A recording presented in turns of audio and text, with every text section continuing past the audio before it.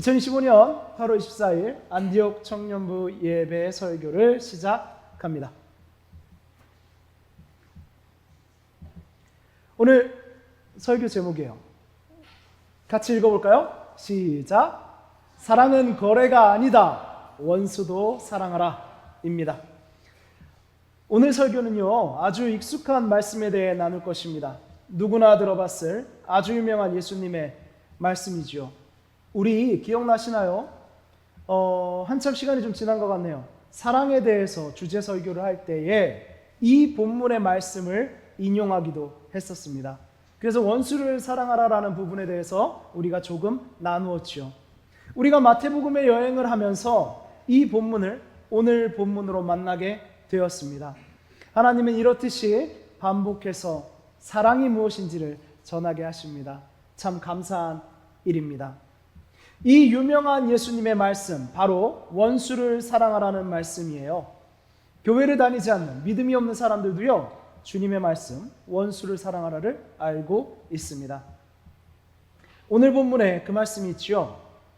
우리는 생각해보면 익숙한 것에는 주의를 기울이지 않는 버릇이 있어요. 반복적으로 접하면요, 흔하다는 느낌을 주기 때문이죠. 그런데 우리 생각해보면 무언가가 우리에게 익숙할 만큼 반복되었다면 그 익숙한 것은 정말 중요한 것일 가능성이 높습니다. 오늘의 말씀이 그렇죠. 익숙한 만큼 정말 중요한 말씀입니다. 오늘 우리는 예수님께서 진리를 가르쳐주고 계시는 산상수훈의 현장으로 다시 가봅니다. 저기 언덕 위에 예수님이 앉아 계시는군요. 예수님이 말씀하시는 소리가 들리네요. 우리도 그곳에서 그 소리에 귀를 기울여 봅시다. 오늘의 본문 마태복음 5장 38절에서 48절입니다. 저와 여러분이 번갈아 읽겠습니다. 또 눈은 눈으로 이는 이로 갚으라 하였다는 것을 너희가 들었으나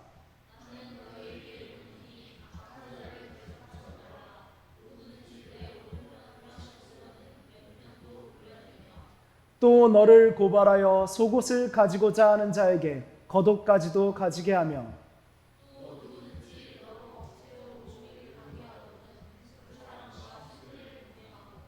내게 구하는 자에게 주며 내게 꾸고자 하는 자에게 거절하지 말라.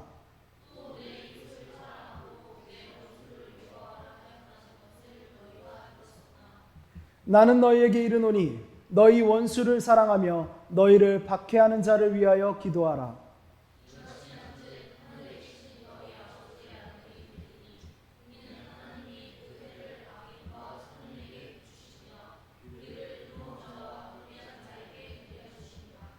너희가 너희를 사랑하는 자를 사랑하면 무슨 상이 있으리요? 세리도 이같이 아니하느냐?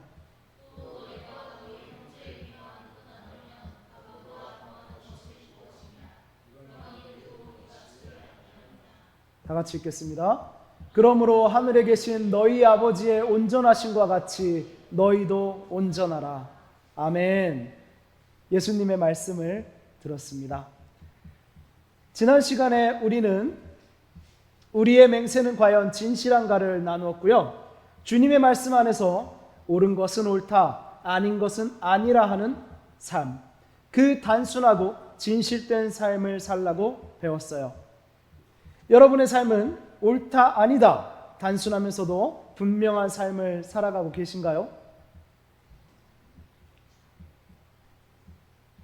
네, 그렇군요. 이런 귀한 가르침을 주시고요. 지금 예수님은 원수를 사랑하라는 말씀으로 이어가고 계십니다. 오늘 본문은 이렇게 시작하지요.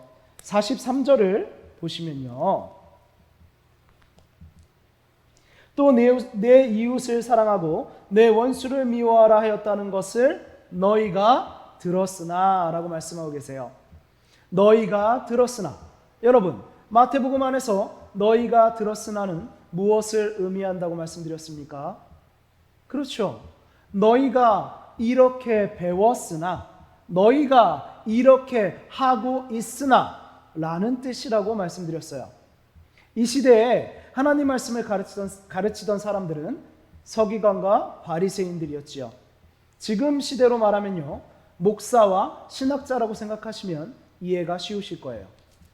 그들의 가르침은 유대인 안에서 전승되었고, 그들은 또 그 전승을 모아 체계화하며 자신들의 가르침을 더욱 단단하게 만들어 갔지요. 이것이 오랜 시간 반복되며 사람의 전승이 하나님의 뜻과 섞이게 되고 말았어요.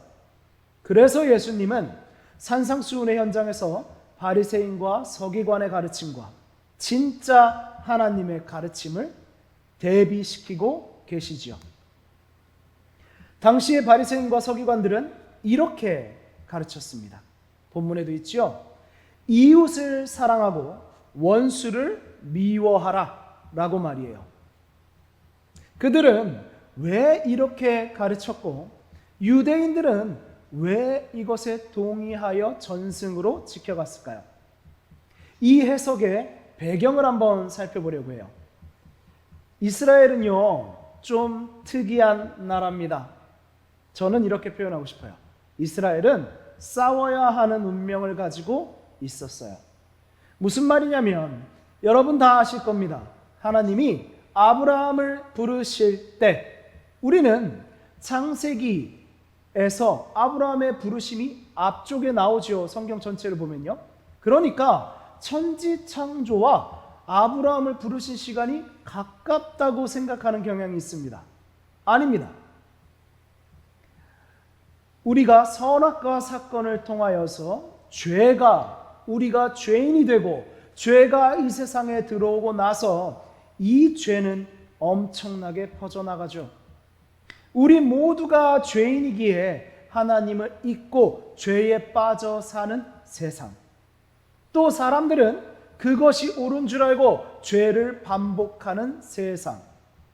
이미 죄로 만들어낸 우상과 문화가 세상을 호령하던 세상. 그때 하나님은 아브라함을 부르신 것이죠. 이것은 하나님이 죄와의 싸움을 시작하신 것입니다. 아브라함을 통해서 당시에 제가 수요 설교에 이런 말씀 드렸어요. 아브라함은 메소포타미아 지방의 사람입니다. 그곳은요, 우상 숭배가 만연했지요. 우리가 역사적으로 알 수 있듯이 그곳은요, 사람의 시선으로는 문명의 발생지였어요. 그러나 하나님 보시기에는요, 죄가 가득한 곳이었죠. 아브라함도 우상을 숭배하는 집안에서 자란 사람이에요. 그가 자격이 있어서가 아닙니다. 하나님은요, 그렇게 우상 숭배하는 지역 안에서 정착하기를 바랐던 아브라함에게 가라 라고 하신 것이죠. 아브라함은 순종함으로 하나님이 가라 하는 길을 갔습니다. 왜지요? 이 한 명의 아주 젊고 힘 있는 자도 아니에요. 이미 나이도 꽤 들었습니다. 그 사람을 부르셔서 이 죄의 세상 안에서 이 사람에게 하나님이 어떠한 복을 주시며 어떠한 인간들을 죄에서 구원하기 위한 계획을 가지셨는지를 드러내려 하시는 겁니다. 그것은 지금까지 변하지 않아요. 이것이 이스라엘의 운명이지요. 아브라함을 부르고 국가가 된 이스라엘의 운명 말입니다. 죄와의 싸움은요, 사람의 싸움과는 좀 다르지요. 죄와의 싸움은 온전히 하나님께 의지하여 하나님이 우리의 창조주이시며 우리를 사랑하셔서 구원하실 것이라는 것을 드러내야 이기는 전쟁이죠. 그렇죠? 이것을 드러내고 많은 사람들이 이 기쁜 소식에 동의하고 이 기쁜 소식에서 하나님 자녀가 되고 죄를 아파하고 회개하고 새롭게 거듭나야 이 전쟁에 이기는 것입니다. 생각해 보면요, 사람이 죄인이지 않습니까? 그런데 어떻게 사람의 능력으로 죄와 싸우겠습니까? 따라서 이 싸움은 인간의 목적을 이루려는 싸움과는 달랐어요. 이스라엘은 오직 하나님만 바라보며 사랑 안에서 싸워야 하는 소명을 가지고 있던 것이지요. 하나님이 우리를 죄에서 구하시고 우리를 구원하시겠다라는 것은 사랑이기 때문입니다. 다시 한번요.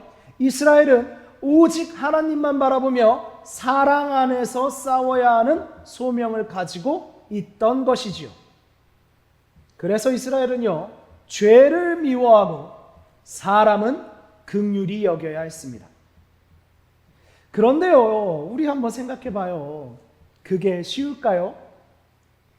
이스라엘의 싸움의 의미에 사람의 생각이 들어가기 시작합니다. 싸움에서 승리하면 도취되고요. 싸움에서 패배하면 이 두려움이 현실로 다가옵니다. 그들은 패배의 두려움이 싫었습니다. 패배의 두려움을 피하려다 보니 현실에서의 승리, 사람 전쟁에서의 승리가 싸움의 목적이 되었어요. 원수를 미워하고 그들을 속아내고 잡아 없애야 승리가 가능하다고 생각했죠. 자기들은 선택받았으니까 죄인들을 멸시하고 미워하고 차별하고 없애야 하는 대상으로 바라봤지요. 그래야 이긴다고 생각했으니까요. 사람의 싸움의 방식이니까요. 그래서요, 이들은 큰 착각을 하게 돼요. 하나님이 구원을 위해 약속하신 메시아조차 전쟁에 능한, 강한, 사람 눈에 보기에 강한 사람일 것이라고 생각했어요. 그들 눈에 메시아이신 예수님은 어떻게 보였겠습니까? 정말 초라하고 볼품없고 기대와 달랐을 것입니다. 이렇게 사람의 생각으로 하나님의 뜻을 해석했죠. 그래서 내 편은 사랑하고 내 편이 아니면 미워하라고 가르쳤어요. 그런데 진짜 하나님의 뜻은요, 쉽게 착각할 수 없게 아주 오래전부터 명확하게 드러나 있었습니다. 레위기 말씀을 볼게요. 레위기 19장 18절 33에서 34절 말씀입니다. 우리 한 목소리 한번 읽어볼게요. 시작. 원수를 갚지 말며 동포를 원망하지 말며 내 이웃 사랑하기를 내 자신과 같이 사랑하라. 나는 여호와이니라. 거류민이 너희의 땅에 거류하여 함께 있거든 너희는 그들을 학대하지 말고 너희와 함께 있는 거류민을 너희 중에서 나은 자같이 여기며 자기같이 사랑하라. 너희도 애굽 땅에서 거류민이 되었었느니라. 나는 너희의 하나님 여호와이니라. 아멘. 저는요, 이 본문을 보면 가슴이 벅차오릅니다. 나는 너희의 하나님 여호와이니라. 이것은 무엇입니까? 이것은 분명한 하나님의 말씀이다. 나의 뜻이 이러하다. 쾅 찍은 것이죠. 레위기가 언제적 말씀입니까? 출애굽한 백성들에게 주신 말씀이죠. 너희는 이렇게 살아라. 그런데 말씀하시는 거예요. 원수를 갚지 말아라. 원수를 사랑해라. 동포를 원망하지 말아라. 너희들 형제자매 원망하지 말아라. 이웃 사랑하기를, 남을 사랑하기를 너 자신처럼 사랑해라. 나는 여호와다. 거류민, 너희와 다른, 생각도 다르고 핏줄도 다른 낯설어 보이는 어떠한 사람이 너희 땅에 거류하고 신세를 지고 있거든, 함께 하거든 너희는 그들을 무시하거나 학대하지 말아라. 너희와 함께 있는 그 이방인을, 그 거류민을 너희 중에서 나은 자, 너희 핏줄처럼 형제처럼 여겨라. 그리고 너희같이 사랑해라. 이 모든 것의 근거는 나의 사랑이다. 뭐라고 하십니까? 너희도 애굽 땅에서 그 거류민의 신세였어. 너희는 세상엔 나그네야. 그런데 하나님이 인도해 냈지요. 기억해라. 나는 너희의 하나님 여호와이니라. 아멘. 레위기에 있는 말씀이에요. 이렇듯이 하나님은요, 이스라엘이 세상의 죄와 싸우면서 원수, 동포, 이웃에서 같은 민족이 아닌 거류민까지 점진적으로 그 사랑을 확대하기를 원하셨어요. 이것이 하나님이 이스라엘에게 바라시는 역사였지요. 하나님이 그들을 하나님을 믿지 않는 나라와의 전쟁에서 이기게 하신 것은 하나님의 사랑이 승리함을 세상에 드러내게 하기 위해서였어요.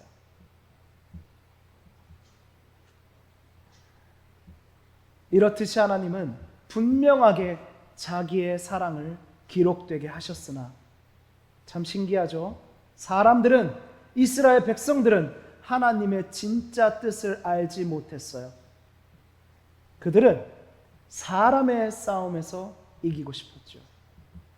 그래서 적을 만들고요. 적을 만들어야 우리와 달라, 쟤네 민족이 달라, 생각이 달라, 성향이 달라, 이렇게 적을 만들어야 전투에 대한 의지를 불태우지요. 나와 다른 존재를 없애겠다는 의지에 불타올라야 자신을 높이게 됩니다. 그리고 남을 미워하는 것을 하나님의 뜻인 양 정당화하게 되죠.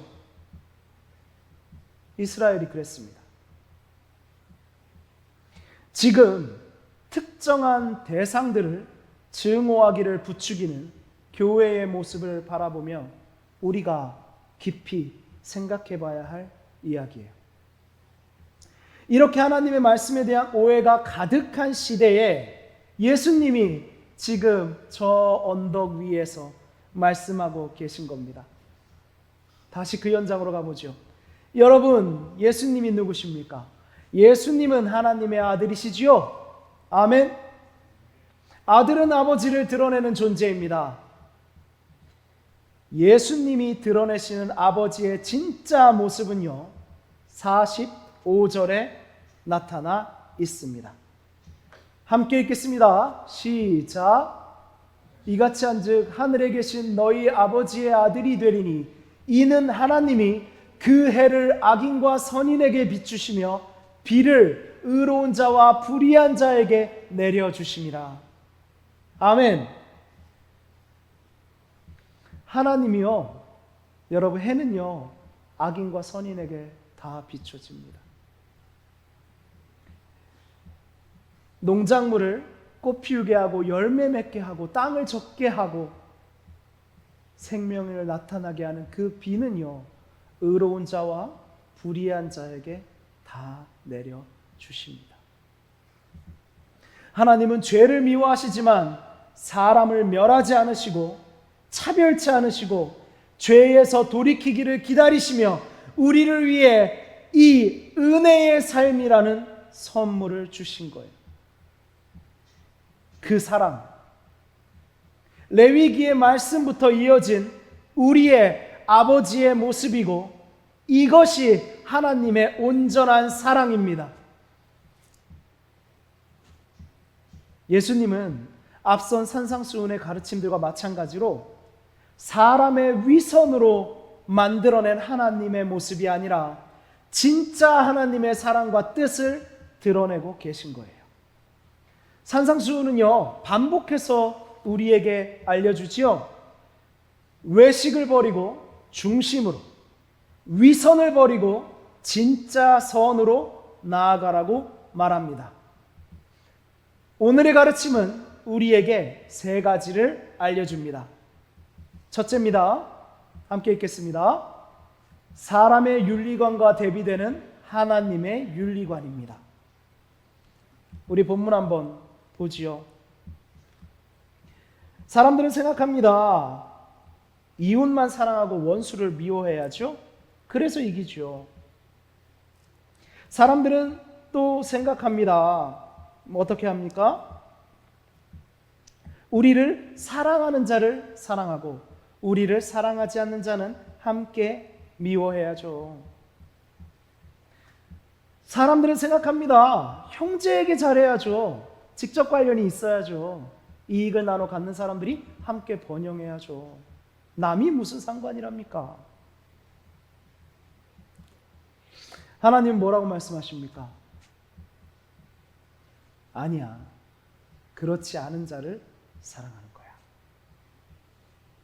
이것은 우리가 갖고 있는, 우리가 사랑이라고 말하지만 위선적인 사실은 우리가 이익을 보기 위한 윤리관, 한계에 갇혀 있는 철저히 자기 중심의 윤리관, 이것과 대비되는 하나님이 바라시는 윤리관을 말하고 있습니다. 두 번째입니다.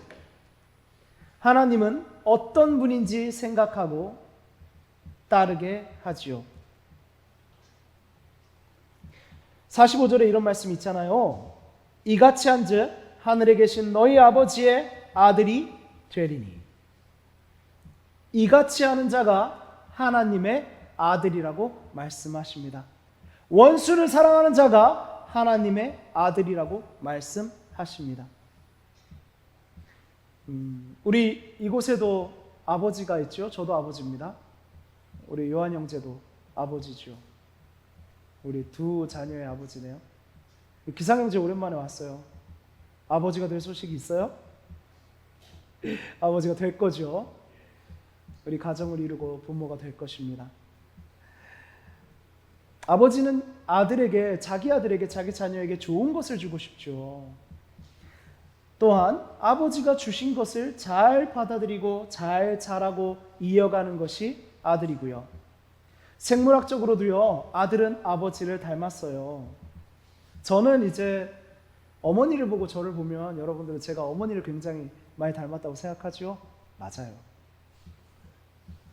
어머니를 굉장히 많이 닮았습니다.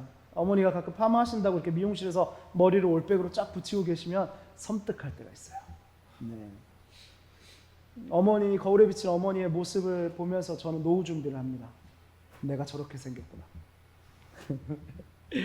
감사한 일이죠. 어머니를 사랑합니다. 그런데요, 제가 가끔 사람들하고 대화를 하면 저희 아버지를 아시는 분들은 제가 생각하는 것과 자세, 걷는 것, 목소리까지 아버지를 닮았다는 이야기를 들어요. 여러분도 그렇죠? 여러분도 부모님을 닮았죠? 아니라고 하지 마십시오. 제가 다 압니다.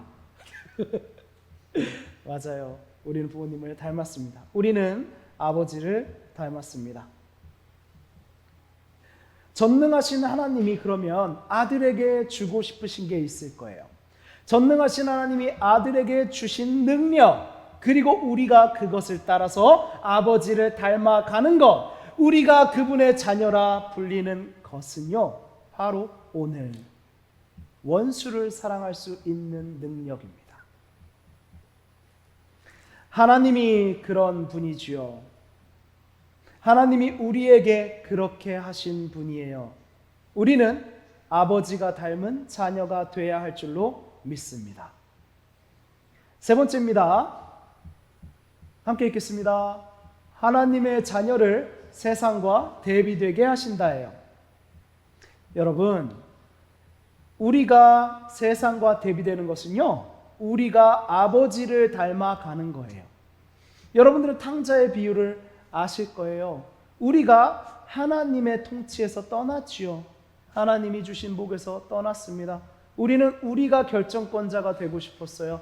우리가 마치 창조주처럼 행세하고 싶었죠. 우리가 모든 것을 스스로 결정해도 우리가 하나님처럼 될 줄 알았어요. 그래서 사실은 아버지의 재산을 가지고 사는 건데 몽창 챙겨서 떠나갔습니다. 아버지가 이곳에 계신데 떠났죠. 하나님이 선이시죠. 제가 자주 반복해서 이야기합니다. 하나님은 선하신 것, 선이 충만하신 것에서 그치는 게 아니라 하나님 자체가 선이다라는 표현이 정확합니다. 그런데 선과 점점 멀어집니다. 어떻게 되죠? 악이죠. 선과 멀어지는 죄를 짓고요. 선과 멀어지게 되면 악이 됩니다. 하나님은 빛이십니다. 빛과 멀어지면 자연히 어둠이 됩니다. 두 개를 만들어 놓고 그 사이에서 우리가 왔다 갔다 선택하는 게 아니에요. 여러분들 그 생각 버리셔야 됩니다. 선에서 멀어지면 악이요, 빛에서 멀어지면 어둠인 겁니다. 아멘. 이것을 꼭 기억하십시오. 그래서 우리가 이 죄의 세상에서 아버지께로 나아가는 것, 이거 뭐죠? 이 세상과 아버지께 가까워질수록 더욱 대비되는 것, 우리를 이 세상에서 분별하여 아버지 닮게 하시는 것, 거룩이지요. 그것이 거룩입니다. 이 거룩한 하나님의 성품이거든요. 내가 거룩하니 하나님 약속하셨어요. 너희도 거룩하라. 내가 그렇게 할 것이다. 이 거룩한 모습이 진짜 우리의 모습이에요. 죄에 의해 뒤틀리고 변질된 자신의 부끄러움을 가지고 계실 겁니다. 그러나 죄를 미워하고 아파하십시오. 그것이 자기라고 붙잡지 마십시오. 그것을 연민하고 붙들고 있지 마세요. 뒤틀리고 변질된 자신을 꼭 끌어안지 마십시오. 아버지께로 더 가까이 가며 여러분의 진짜 모습을 발견하십시오. 그 거룩함,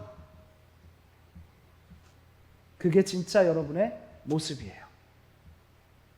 우리가 하나님께 나아가며 세상과의 대비가 더 뚜렷해질 때, 세상이 하지 못하는 사랑을 우리가 할 때, 세상은 우리를 보고 외칠 겁니다.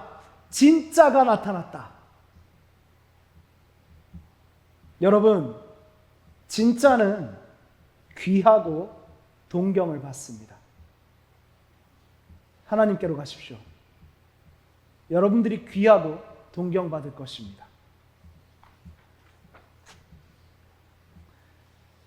화면 봐주시겠어요? 이 영화 다 아시나요? 네, 올드보이라고 써있죠. 보신 분? 안 보신 분이 꽤 계시네요. 너무 옛날 작품인가요? 저한테는요, 올드보이가 인상에 강한 최신작 중 하나거든요.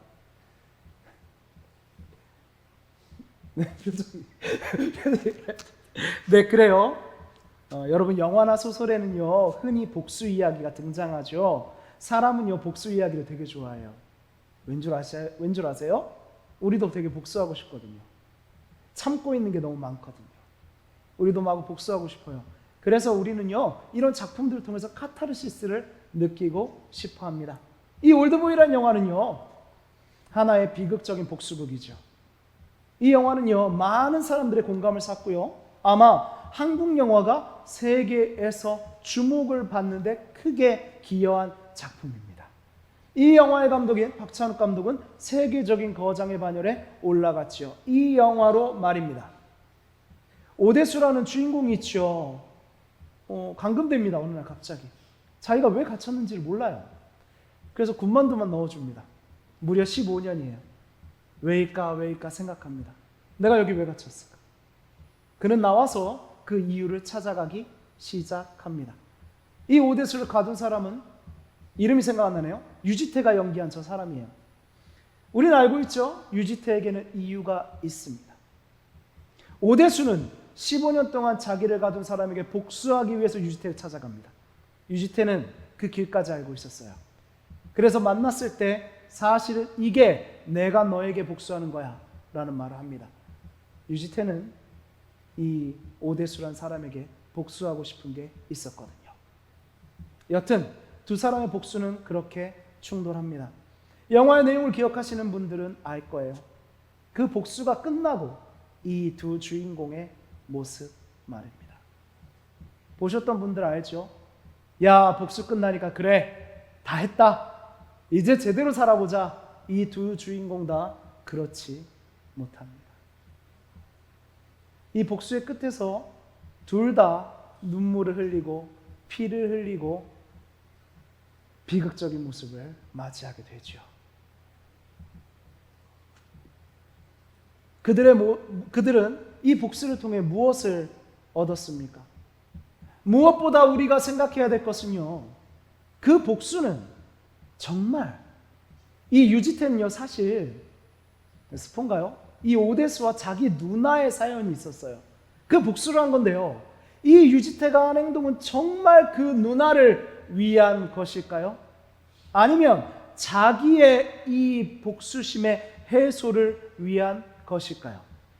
이렇게 정의감에 복수를 한다고 해서 이 복수의 모습은 세상에 무엇을 남깁니까? 허망합니다. 이 두 사람은 정말 허망해지죠. 그래서 오대수는 무엇을 선택합니까? 다 잊기를 선택합니다. 그래서 이 영화가 대단한지도 모르겠어요. 여러분, 우리를 돌아보길 원합니다. 이 허망한 모습이 우리의 모습은 아닙니까? 우리도 원수를 만들기를 즐기고 적을 미워해서 우리를 옳은 존재로 만들고 상대를 맘껏 미워하며 나를 높이려 하지 않습니까? 싸움을 즐기지 않습니까? 그렇게 세상과 싸우고 나의 가족을 싸움의 대상으로 대하고 나를 사랑하는 사람마저도 때로는 적으로 취급하지 않습니까? 멈추십시오. 그만하셔야 됩니다. 여러분들의 사랑이 더 이상 망가지지 않게 하세요. 미워하기를 멈추기를 원하는 여러분, 여러분은 지금 복수를 버리고 원수를 사랑할 준비가 되셨나요? 참 어렵겠죠. 생각만 해도요. 미움을 멈춰도 도저히 원수를 사랑하기까지 할 용기가 나지 않을 때가 많지요. 그때 기억하세요. 진짜 원수를 사랑하신 분, 바로 예수님을요. 세상에는요, 누군가 먼저 시작하면요, 불가능이 가능으로 바뀐 역사들이 많이 있어요. 한번 가능성의 영역을 열면요, 급속도로 그것이 확장되고 발전되는 거 말입니다. 핸드폰을 예로 들어볼까요? 저는 이제 제가 성인이 되고 한창의 나이, 그것도 너무 옛날 표현인가요? 그때 스마트폰이 나왔어요. 이 핸드폰에 컴퓨터를 집어넣기까지 핸드폰이 개발되고 엄청나게 오랜 시간이 걸렸죠. 그 상상을 누군가가 실현한 겁니다. 그랬더니요, 여러분 기억하십니까? 처음에 스마트폰과 그 다음에 듀얼 코어가 나오고, 그죠? 뭐요? 코드 거 무슨 있죠? 제가 기계는 잘 몰라요. 이 발전의 속도는요, 스마트폰이 처음 등장할 때 걸린 시간보다 엄청나게 짧습니다. 이제 사람이 스마트폰에 기대하고 상상하는 거의 모든 기능을 할 수가 있게 되었죠. 여러분, 우리에게 불가능하다고 믿어지는 영역이 무엇입니까? 원수를 사랑하라는 그 불가능의 영역이죠. 그 영역을 예수님이 여셨습니다. 무한한 사랑의 가능성을 예수님이 여셨습니다. 그러니 그 사랑은 우리를 통하여, 교회를 통하여 확장되고 발전될 것입니다. 사람들 사이에서 말이죠. 죄로 인해 하나님과 원수된 우리를 위해 죽으러 오신 예수님이 원수를 사랑하라고 가르친 오늘의 장면을 우리는 내가 너희를 사랑하였으니 너희도 서로 사랑하라는 말씀과 연결하여 바라보아야 합니다. 요한복음 15장 12절 말씀입니다. 함께 읽겠습니다. 시작. 내 계명은 곧 내가 너희를 사랑한 것 같이 너희도 서로 사랑하라 하는 이것이니라. 아멘. 사랑하는 여러분, 사랑이 무엇인가 질문이 생기시나요? 사랑이 무엇인지 모르겠나요? 예수님을 바라보세요.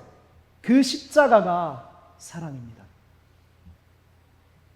여러분, 예수님 따라서 사랑하는 사람에게 마음껏 좀 주세요.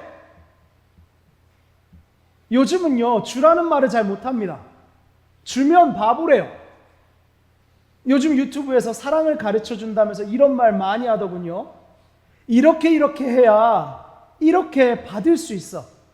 이런 전제가 있어야 결과가 있는 거야. 이렇게 사랑해야 호구가 안 되는 거야. 이렇게 심리전도 쓰고 상대를 나에게 종속시켜야 상대를 유혹할 수 있어. 네가 원하는 사랑을 받아낼 수 있어. 정말 그럴까요? 정말 그렇다고 믿습니까? 아니에요. 기사님들도 결혼 생활하고 계시죠? 아니에요. 그렇죠? 아니에요. 사랑을 거래라 말하는 것에 동의하지 마세요. 우리는 거래하는 사람들이 아니에요. 우리는 하나님과 사랑의 언약을 맺은 사람들이에요. 언약은 무엇입니까? 약속이에요. 거래가 아니라 사랑은 약속입니다. 사랑하겠다는 약속이에요. 나를 주겠다는 약속이에요. 내가 너를 사랑한다는 약속. 나를 주겠다는 약속. 하나님은 우리에게 지키지 않으셨습니까? 사랑하셨고 예수 그리스도를 주셨잖아요. 우리 결혼할 때 이렇게 맹세하잖아요.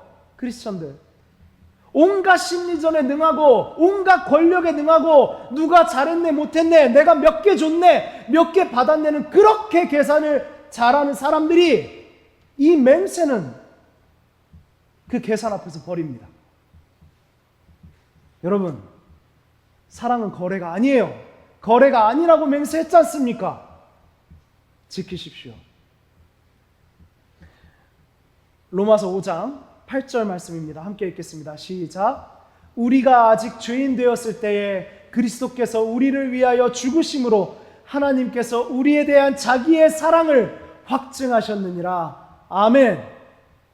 다 같이 아멘 하시죠. 아멘. 우리 그렇게 사랑받았습니다. 여러분, 호소합니다. 사랑은 무언가를 얻어내기 위한 술책이 아니에요. 기술이 아니에요. 우리의 사랑은 하나님께서 먼저 우리에게 주신 것이고 우리가 서로 사랑하는 것을 하나님이 기뻐하시는 것이고 하나님께서 그분의 영원한 사랑으로 우리에게 갚아주시는 것입니다. 우리가 사랑해서 뭘 받는 게 아니에요. 하나님이 기뻐하시고 하나님이 주시는 거예요. 그러니 여러분, 예수 그리스도의 사랑을 아는 자와 사랑하세요. 그리고 먼저 예수 그리스도의 사랑을 알고 서로 사랑하십시오. 그리스도의 사랑을 모르는 사람과의 사랑은요, 결코 영원히 한 몸일 수 없습니다. 예수 그리스도의 사랑을 세상의 흔한 사랑처럼 그냥 세상의 위대한 인물의 희생처럼 생각하는 사람은요, 성육신을 모르는 사람이에요. 그런 사람은 자기의 한계를 넘어선 사랑을 하지 못합니다. 죄를 이기고 사랑을 하지 못합니다. 예수의 사랑을 모르는 사람의 사랑은 쾌락에 불과하며 서로를 향한 속상임은 서로를 도구 삼는 것에 불과합니다. 그는 누구를 보살핀다면 그냥 자비를 베푸는 거예요. 불쌍하고 안타까우니까 동정하는 겁니다. 그 이상으로 가지 못합니다. 죄인인 우리가 예수님의 사랑을 모르면 원래 그렇습니다. 우리는 죄로 왜곡된 사람들이니까요. 그러니 여러분 스스로 사랑에 무능하다는 것을 인정하고 아파하시고 나의 판단이 아닌 그리스도의 사랑에 의지하십시오. 여기 결혼하신 분들, 우리 하영자매도 저기 있는데요. 아무리 사랑해도요, 때로는 원수가 되는 순간이 반드시 옵니다. 그때에 우리는 내가 원수라 생각이 들면 그 원수를 사랑하지 못해요. 그래서 우리는 예수 그리스도의 성육신의 사랑을 알아야 해요. 무엇도 우리에게 필요하지 않은 하나님이 그분을 떠난 죄의 길로 가는 그분과의 약속을 깬 원수인 우리와 같은 이 죄인의 한계를 가진 사람으로 오셔서 우리와 같이 웃으시고 우리와 같이 울고 위로하시고 아프고 죽으셨습니다. 우리의 죄의 대가를 모두 치르셨습니다. 이것은 철저하게 주기 위한 사랑입니다. 우리에게 주시고 우리를 살리기 위한 사랑입니다.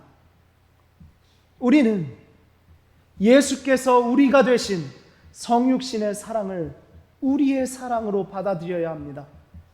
그때에 우리는 죄인의 한계를 초월한 진짜 사랑을 할 수 있습니다. 아멘.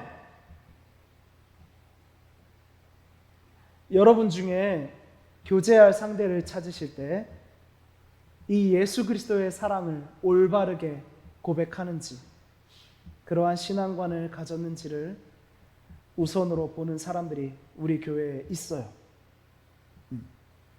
주님께서 잘했다고 칭찬하실 거예요. 성육신의 사랑 안에 함께 살아갈 사람을 만나시기를 주의 이름으로 축복합니다.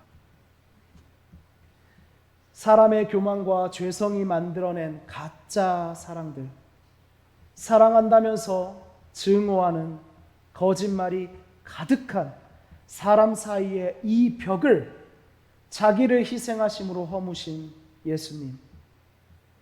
예수님이 말씀하시는 사랑에 대한 가르침은 성육신하신 예수님의 죽음을 바라본 마태에게 더 강렬하게 다가왔을 겁니다. 우린 마태라는 사람을 알고 있죠. 세리라는 신분의 벽, 세상은 넘지 못할 그 벽을 넘으시고 너무나 큰 사랑을 받은 그 마태이니까 말이에요. 그 더러운 죄인인 자기를 위해 무엇도 바라지 않으시고 다 내어주신 예수님의 그 사랑을 마태는 압니다. 지금 여러분에게 묻습니다. 여러분에게 예수님의 사랑은 이 마태만큼 강렬합니까? 그 사랑을 이 마태복음으로 기록한 그 마태만큼 여러분에게도 예수님의 사랑이 강렬합니까? 사랑하는 여러분, 강렬하게, 뜨겁게 주님의 사랑이 여러분의 심장을 뛰게 하기를 원합니다. 주님의 사랑처럼 나를 주겠다고 약속하는 사랑을 하시기를 축복합니다. 오늘 본문의 마지막 말씀처럼 하나님의 온전한 사랑을 우리도 할 수 있기를 소망합니다. 그 뜨거운 사랑으로 자기 안의 한계와 세상의 벽을 무너뜨리는 안디옥 청년이 되기를 주님의 이름으로 축복합니다. 우리 로마서 13장 8절 말씀을 함께 읽으며 오늘의 설교를 마치려 합니다. 함께 정말 큰 소리로 읽겠습니다. 시작. 피차 사랑의 빛 외에는 아무에게든지 아무 빛도 지지 말라. 남을 사랑하는 자는 율법을 다 이루었느니라. 아멘. 우리 오늘은 기도 먼저 합시다. 기도합시다. 주님, 그렇습니다. 우리는 사랑할 줄 모릅니다. 우리는 미워하며 사랑하고 원수라 부르기를 즐겨합니다. 우리는 받기를 즐깁니다. 내 것을 뺏어가는 원수를 증오합니다. 그래서 그리스도의 십자가를 바라보면 자꾸만 부끄러워집니다. 오늘 부끄러운 죄인인 우리가 주님의 사랑 앞에 섰습니다. 우리가 용기를 내어 성육신의 그 사랑을 마음에 담고 원수를 사랑하라 하신 그 가르침을 따르려 합니다. 주여 우리의 걸음을 인도하옵소서. 주의 사랑으로 우리를 채워주시옵소서. 우리가 주의 사랑의 증거가 되게 하옵소서. 우리 이 시간 주의 사랑을 구하는 간절한 기도로 주님에게로 나아갑니다.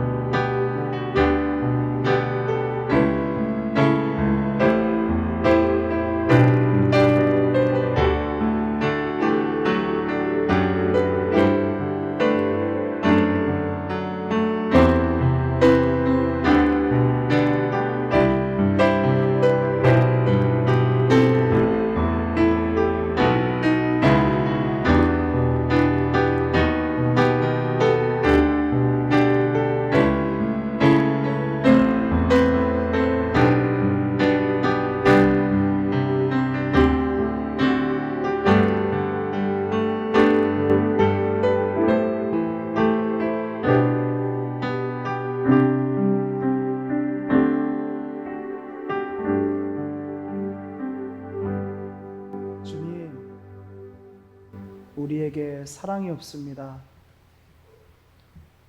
사랑이 없을 때 우리는 사랑을 받지 못해서 그런 줄 알았습니다. 그래서 자꾸 사랑을 갈구하고 사랑을 강요하며 살았습니다. 그런데 나에게 사랑이 없었습니다. 내가 텅 비어 있는 사람입니다. 나의 영이 배고픈 사람이었습니다. 이제 알았습니다. 주님, 나에겐 사랑이 없습니다. 그래서 주를 바라봅니다. 주님, 나의 이 빈, 이 허망한 이 마음들을 주의 사랑으로 채워 주시옵소서. 성령 하나님, 우리 안에 계십니다. 우리 안에 성령 하나님의 사랑으로 가득합니다. 성령 하나님, 우리를 사랑의 길로 인도하여 주시옵소서. 내 눈에 보기 좋은 사랑이 아니라 주님 기뻐하시는 사랑하게 하여 주시옵소서. 내가 죄인이니 세상의 죄인들을 긍휼히 여기고 원수도 사랑하는 그 마음을 우리에게 주시옵소서. 우리가 약해질 때 우리에게 무엇도 필요하지 않으신 하나님이 우리에게 그렇게 하셨다는 것을 잊지 않게 하여 주옵소서. 주가 우리를 사랑하신 것 같이 우리가 서로를 사랑합니다. 감사합니다. 우리의 사랑 되신 우리 주 예수 그리스도의 이름으로 기도드립니다. 아멘.